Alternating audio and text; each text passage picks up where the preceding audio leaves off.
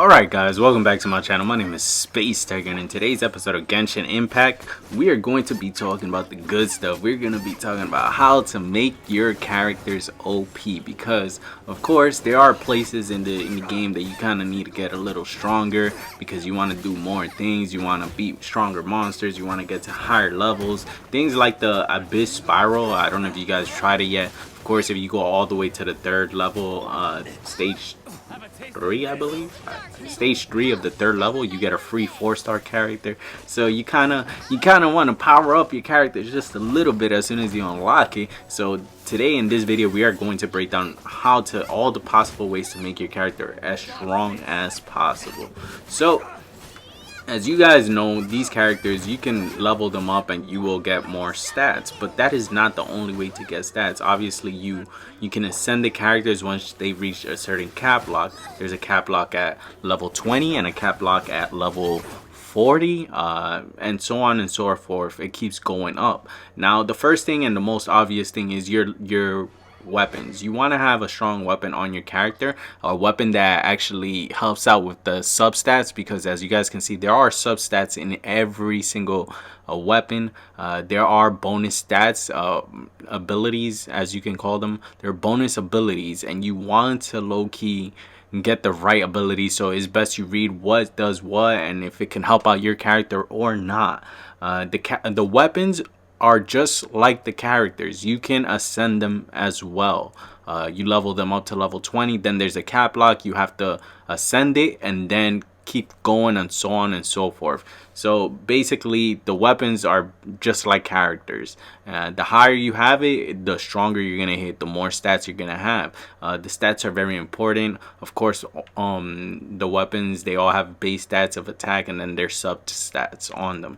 If you can get both base attack and stat for percentage attack, that would be amazing, especially for the DPS dealers.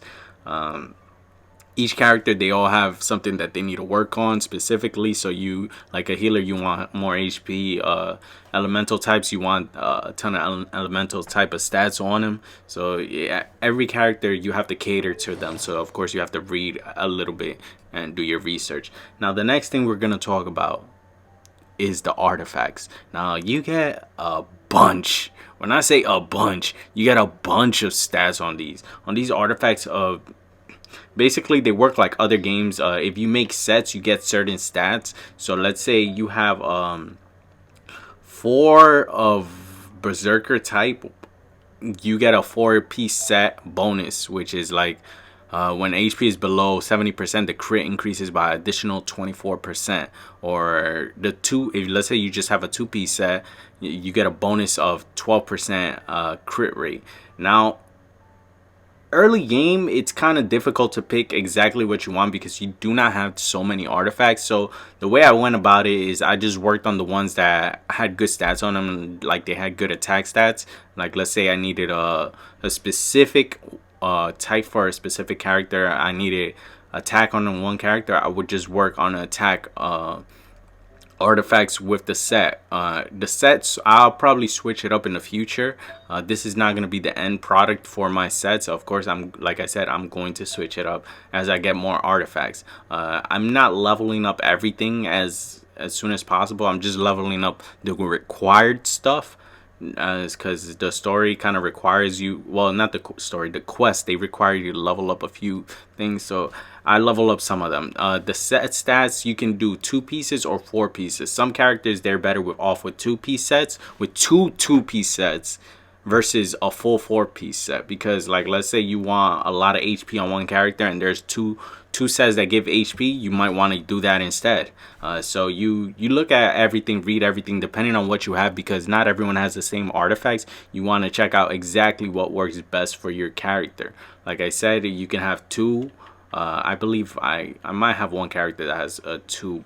Yeah, I have like Barbara. I have bonus HP and incoming healing also. So I have two different 2-piece sets, an adventurer set and a traveling doctor set. So it's like you can check that out for each character. You want to see what you can work with and what you cannot work with. Of course, you're looking for the specific stats. Now the next thing we're going to talk about is constellations. How do you unlock these constellations? Basically, if you get dupes of these characters, you can fully unlock all these bonus stats. Their bonus stats, bonus abilities and things like that. Like the first one, I generate 1 energy per every 10 seconds. The second one, it decreases the cooldown of let the show begin by 15%, which is a nice chunk. And so on and so forth. Barbara is a low-key little fire because she does revive characters once you get the full 6. I do have another one, so I will show you guys how it works. Basically, once you go here, you just press level up, and bada bing bada boom. It's very simple. You don't really have to do anything. All you needed was a dupe character, and now I just need 4 more to completely unlock it. 4 stars are probably way easier to get than 5 stars unless you like wailing out like crazy, but 4 stars definitely are way easier to get dupes of. Not every character you're gonna have dupe ups, but the ones that you do have, definitely unlock it because it's worth it getting all those bonus abilities.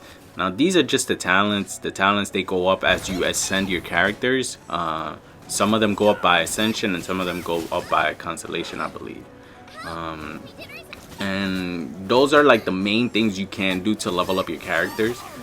Definitely you just go through this, you work on this, and your characters will be a lot stronger at the end of the day.